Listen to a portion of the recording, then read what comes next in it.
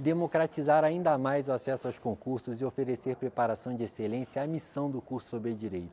O meu nome é William Ackerman, eu sou defensor público do Estado do Rio de Janeiro desde 2012, assessor de ministro do Supremo Tribunal Federal desde 2018 e coordenador do curso sobre Direito. Aqui no nosso canal, vocês terão acesso a aulas com os melhores professores do país. E nas nossas turmas, há ferramentas disruptivas para facilitar o seu caminho até a aprovação. Então deixe seu like, se inscreva no canal e não deixe de conferir no nosso site as nossas turmas com matrículas abertas e preços promocionais. Faltas disciplinares, principalmente a falta grave, né? Então hoje nós vamos nessa horinha aí trabalhar esses aspectos mais relevantes que circundam, né, essa matéria tão importante e tão cobrada em provas de concursos públicos. Vamos começar então com o artigo 49 da Lei de Execuções Penais. Lembrando que faltas disciplinares, nós temos as faltas graves, médias e leves, né? Mas o tema mais trabalhado e mais importante dentro desse conteúdo são as faltas graves. Faltas disciplinares. As faltas disciplinares classificam-se leves, médias e graves. A legislação local especificará as leves e as médias e as suas sanções. Pune-se a tentativa com a sanção correspondente à falta consumada. Pessoal, esse primeiro artigo, ele traz muitas informações importantes que às vezes o candidato, ao estudar a legislação seca, acaba não se atendo aí a alguns aspectos muito importantes. Então, em primeiro lugar, faltas médias e faltas leves podem ser especificadas pela legislação local. Então, por exemplo, em Minas Gerais, né, existe um regulamento, acho que é o REDPRI, tem esse nome, tem essa nomenclatura. Eu sou aqui de Minas, por isso que eu estou me referindo a esse regulamento. Então, nesse regulamento existem ali algumas classificações inerentes a essas faltas leves e médias. Então, a própria legislação ela pode especificar quais são essas faltas. Lembrando que as faltas graves não. As faltas graves apenas por legislação federal.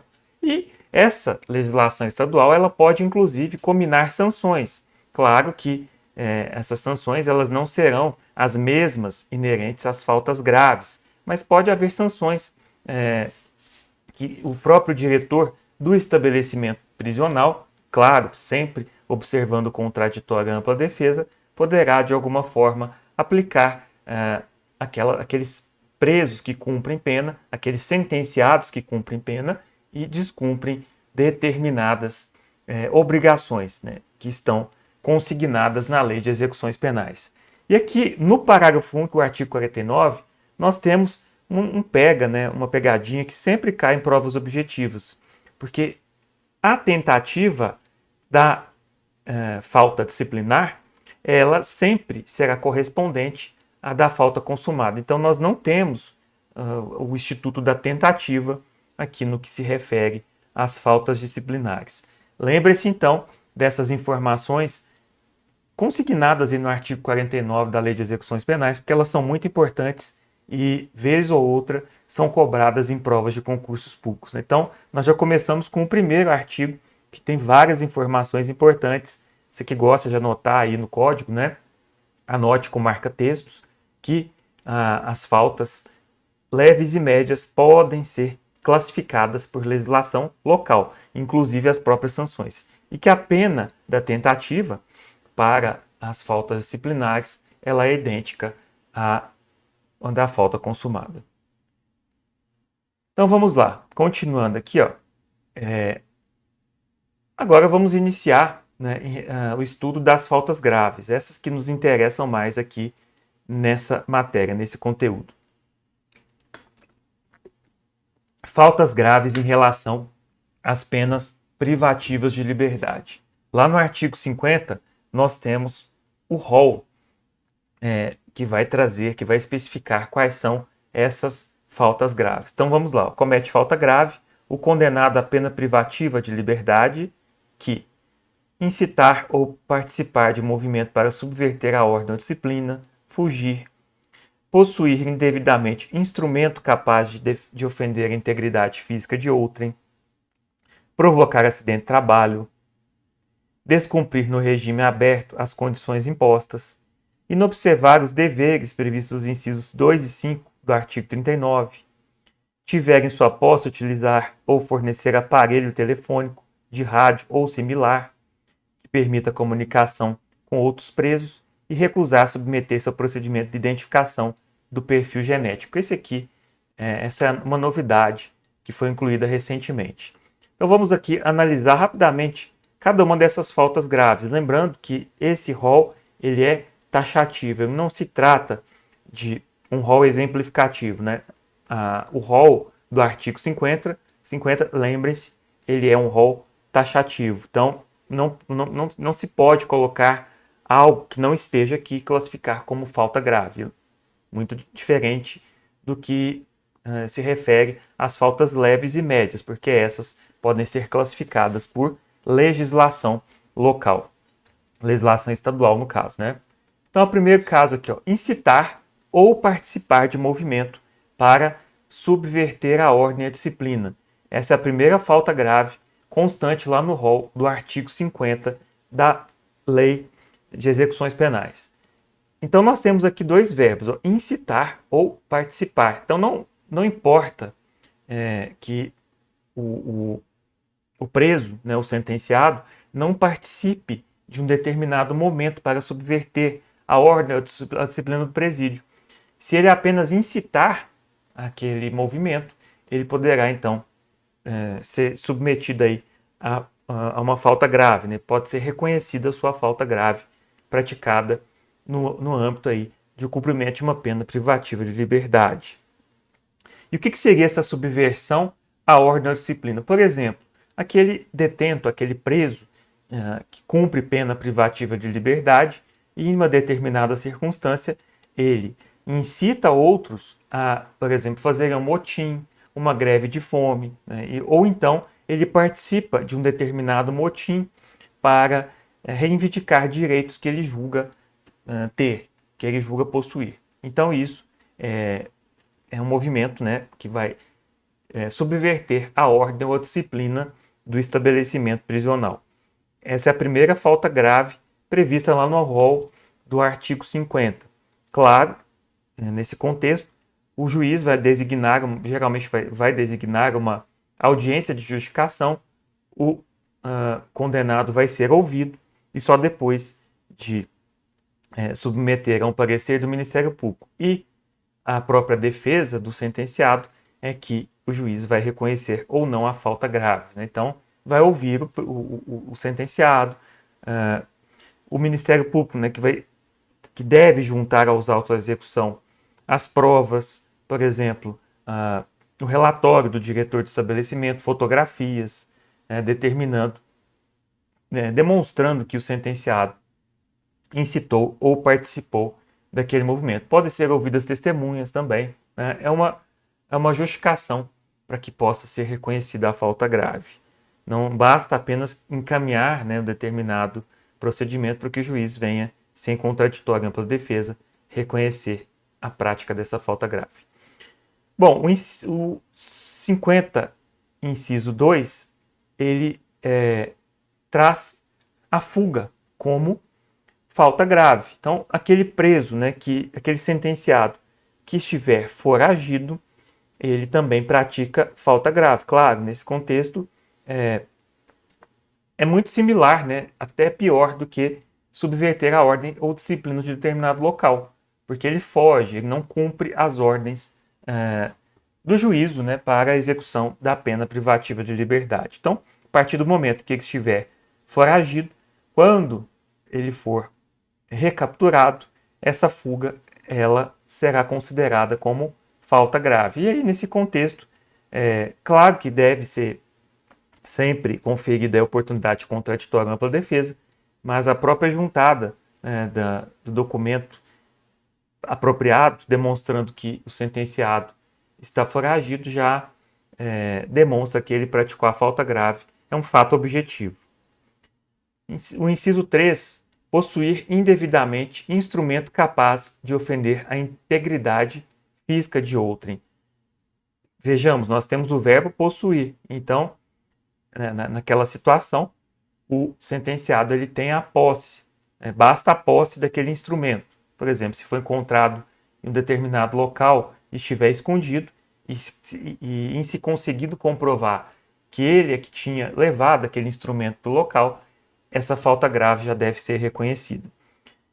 Mas aqui nós temos um termo muito importante, indevidamente, né? Então, pode ser que ele tinha um determinado instrumento, mas não com o propósito de ofender a integridade de outrem, mas apenas para atender às suas necessidades naquele local. Claro que isso vai ser muito difícil de ser comprovado, haja vista que os instrumentos, né, são muito limitados para os sentenciados, mas esse termo, indevidamente, não se encontra aí de uma maneira que, enfim, que não é um termo que foi colocado pelo legislador apenas por ser colocado, né? Então está aí exatamente para justificar essa posse devida de algum instrumento pelo sentenciado. Claro, mas aí, nesse contexto, tem que ser feita prova dessa situação, né? Tem que o sentenciado deve demonstrar que aquele instrumento estava ali devidamente para outro fim. Por exemplo, um instrumento muito utilizado por sentenciados, né, é o denominado vulgarmente conhecido como chucho, né, que é fabricado pelo próprio sentenciado e que pode, de alguma forma, ofender a integridade física de outra pessoa. Então, esse é o inciso 3º do artigo 50, que trata aí das faltas graves em relação às penas privativas de liberdade.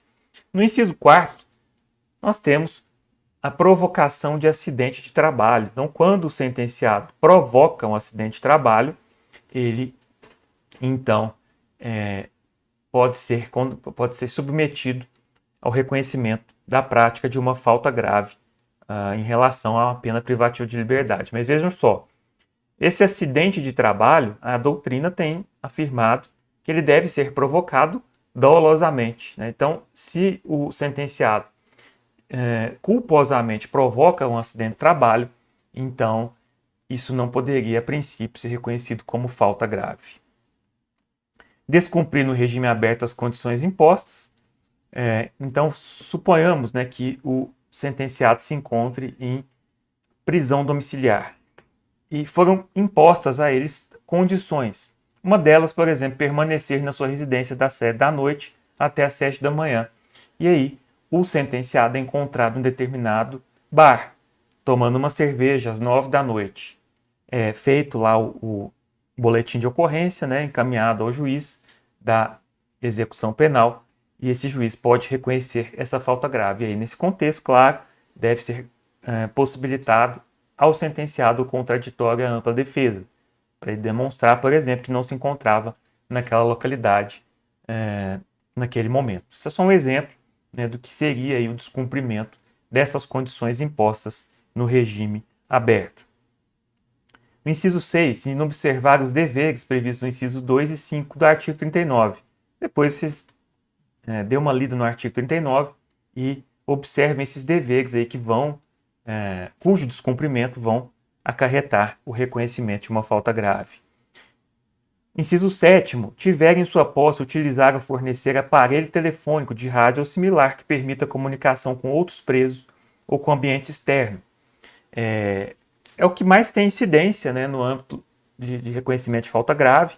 Aqui no caso seria os incisos 1, 2, os que mais têm frequência, né, o inciso 5 e esse inciso 7, né, porque se o sentenciado for encontrado, por exemplo, com um telefone celular ou mesmo um chip, vou mostrar para vocês, o juiz ele pode reconhecer a prática de falta grave. E por último, o inciso 8º, que foi introduzido recentemente, inovação legislativa, recusar submeter-se ao procedimento de identificação do perfil genético. Aqui nós temos uma divergência doutrinária que eu vou trabalhar com vocês mais adiante. Então eu quis falar aqui resumidamente cada uma das hipóteses de falta grave para que vocês memorizem cada uma delas e não sejam pegos de surpresa na prova objetiva. Memorizem cada uma dessas 7 hipóteses do artigo 50 e as suas especificidades.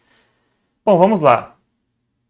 nós temos como reconhecimento de falta grave a prática de crime. Então, vamos imaginar que o sujeito ele se encontra-se preso e, naquele contexto, ele pratica um fato que é reconhecido como crime. E aí, pessoal, como que fica essa circunstância?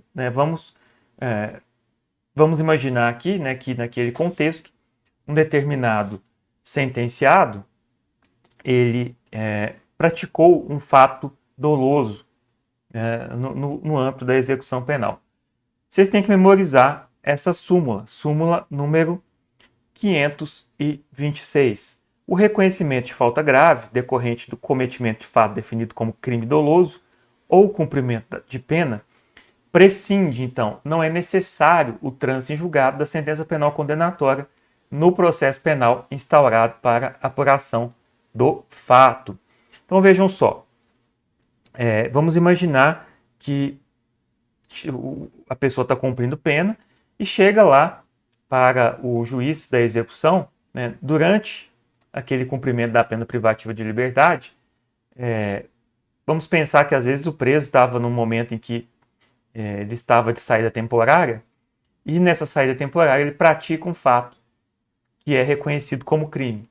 Então, chega até o juiz a comunicação da prática daquele fato criminoso. Por exemplo, o auto de prisão em flagrante delito. O sujeito estava de saidão e foi preso pela prática de um outro crime. O que acontece nesse contexto? O juiz ele vai designar uma audiência de justificação e nessa audiência de justificação ele deve oferecer ao sentenciado o contraditório ampla defesa para averiguar se aquele sentenciado praticou ou não aquele fato criminoso. Mas não há necessidade de se aguardar o trânsito em julgado do processo que vai apurar aquele outro fato, entendeu? Por quê? Vejam só, aqui nós falamos do processo de execução penal. Então, esse novo fato, ele vai ensejar um processo de conhecimento. Vamos imaginar que o sujeito está preso por roubo e aí, durante a saidão, ele praticou um crime de furto.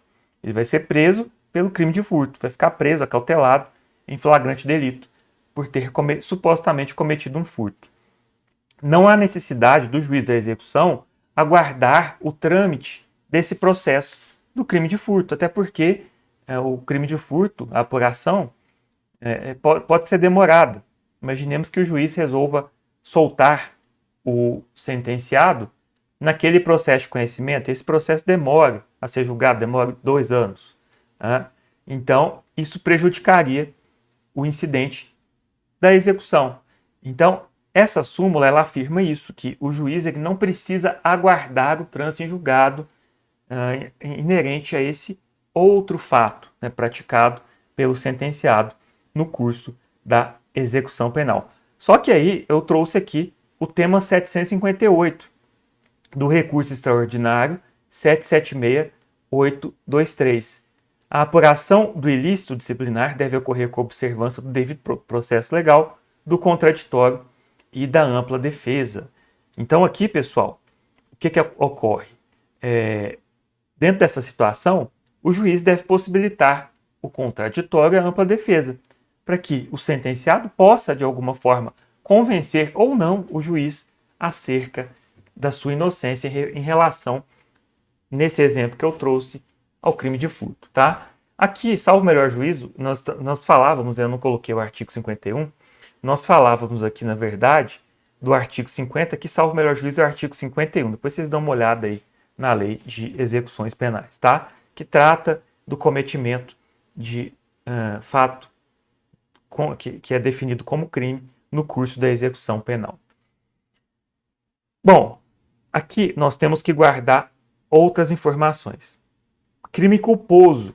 Se o sujeito, por exemplo, durante o curso da execução, ele pratica um crime culposo na direção de veículo automotor, por exemplo, vamos imaginar que ele praticou uma lesão leve no trânsito, né? Então aí, esse fato, ele não pode ensejar o reconhecimento de falta grave.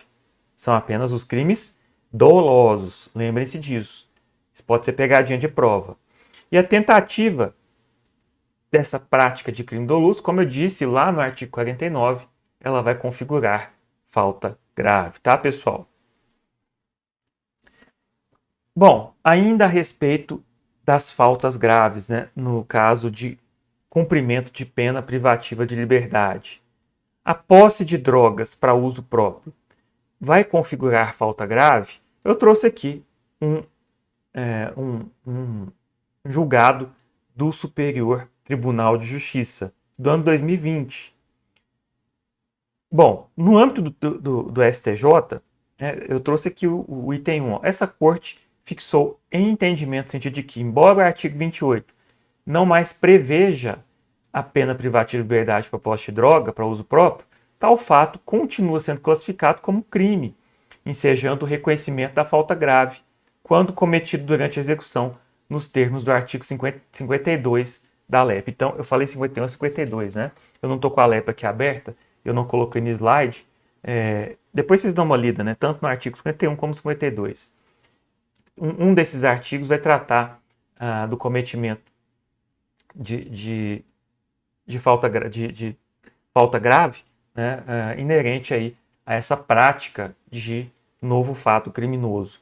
Então, o que quis dizer esse julgado, pessoal? É o seguinte, o artigo 28, ele não vai, segundo o STJ, ensejar, por exemplo, a reincidência. Vamos imaginar que o sujeito praticou um crime de tráfico de drogas e daí ele, posteriormente, é condenado pelo artigo 28. Aliás, minto, ele cometeu um crime de tráfico de drogas e tem uma condenação anterior por furto, desculpa. Esse artigo 28, segundo o recente entendimento do STJ, ele não vai servir para efeito de reincidência em relação ao crime de tráfico. O crime de tráfico foi posterior. Então, nós temos esse entendimento em relação ao artigo 28 da Lei de Drogas, né?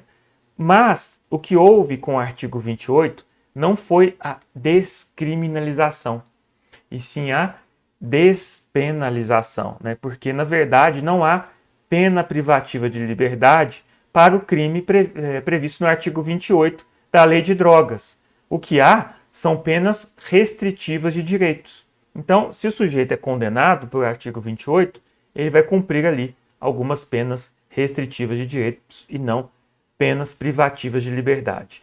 Houve aí essa despenalização, mas como o próprio acórdão aí deixa bem claro, o fato ainda continua sendo classificado como crime, muito embora não exista a previsão de pena privativa de liberdade. Então, se o sujeito estiver cumprindo pena em uma penitenciária e for encontrado com uma pequena porção de maconha, por exemplo, para consumo próprio, ele terá praticado a falta grave nos termos do artigo 52 da LEP, e aí ele se sujeitará, dentro desse contexto, à falta grave, ao reconhecimento de uma falta grave. Trouxe aqui uma outra questão interessante. Posse de chip e fone de ouvido configura falta grave? Entendimento também recente do STJ, ano de 2018. E o que diz esse julgado? Há pacífico entendimento jurisprudencial desta Corte Superior, no sentido de que, após o advento da Lei 11.466 de 2007, a posse de aparelho celular, bem como de seus componentes essenciais, tá, como chip, carregador ou bateria, constitui falta disciplinar de natureza grave. Então vejam só, questão de prova, pessoal, preste atenção. Se o sujeito portar chip de celular, carregador ou bateria, ele também estará enquadrado, também será reconhecida contra ele a prática de falta grave. Por quê? Todos esses componentes, eles são essenciais ao funcionamento do aparelho celular. Então, o STJ entende que não é necessário apenas que o preso, que o sentenciado, seja encontrado com o aparelho celular. Se ele tiver em sua posse esses componentes essenciais, a falta grave também deve ser reconhecida em seu desfavor. Por último, aquela novidade que eu trouxe para vocês, né, do pacote anticrime, identificação de perfil genético. Lá no artigo 9A da Lei de Execuções Penais, nós temos a seguinte previsão. O condenado por crime doloso praticado com violência grave contra a pessoa, bem como por crime contra a vida, contra a liberdade sexual ou por crime sexual contra vulnerável, ou seja, apenas crimes graves, será submetido obrigatoriamente à identificação do perfil genético, mediante extração de DNA, por técnica adequada e indolor, por ocasião do ingresso no estabelecimento prisional. E aí aqui nós temos várias normas que vão regulamentar essa extração desse material genético. A identificação será armazenada em banco de dados sigiloso, garantias mínimas de proteção de dados genéticos, né? Então deve-se garantir aí todo esse sigilo ao sentenciado. Deixa eu ver o que interessa aqui para nós, né? Deve ser submetido o condenado pelos crimes previstos no caput, que não tiver sido submetido à identificação por ocasião do ingresso, deve ser submetido durante o cumprimento da pena. Então, mesmo que o sujeito já esteja cumprindo pena, e que deve ser submetido a essa identificação, né, após a inclusão desse artigo. E a amostra biológica só vai ser para esse fim, né, de identificação do perfil genético, não pode ali buscar outros objetivos, né, com essa coleta desse material. E o parágrafo 8º, esse que nos importa mais aqui, constitui falta grave a recusa do condenado em submeter-se ao procedimento de identificação do perfil genético. Então, isso está lá no artigo 9º, parágrafo 8º. Isso vai ser cobrado na prova objetiva, com certeza, porque é uma informação nova e muito relevante. E nós já temos aqui uma discussão doutrinária a respeito da constitucionalidade ou não desse dispositivo, que mais adiante eu vou trabalhar com vocês.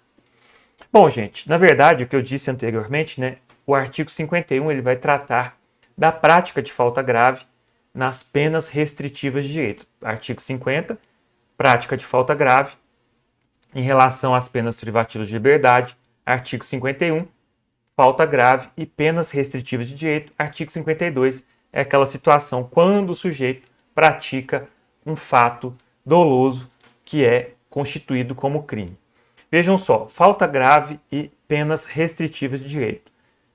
Comete falta grave o condenado a pena restritiva de direitos que descumprir injustificadamente a restrição imposta. Então, por exemplo, o sujeito tinha que prestar serviço à comunidade toda semana, durante 7 horas. Ele deixa de prestar injustificadamente a prestação de serviço à comunidade em um determinado fim de semana. Vai ter audiência de justificação e aí, se aquela falta for injustificável, ele então terá então reconhecida a falta grave em seu desfavor. Retardar o cumprimento da obrigação imposta ou observar os deveres dos incisos 2 e 5. São todas objetivas e aqui elas não merecem maiores comentários. Bom, apuração da falta grave. Eu vou iniciar aqui esse bloco, na verdade, né, no item 2 aqui, eu estou separando os vídeos em 2 módulos, né? No módulo 2, nós começamos a trabalhar aí a apuração da falta grave. Então, eu vou encerrar aqui para que possamos dar início à aula 2 dentro do tema execução penal.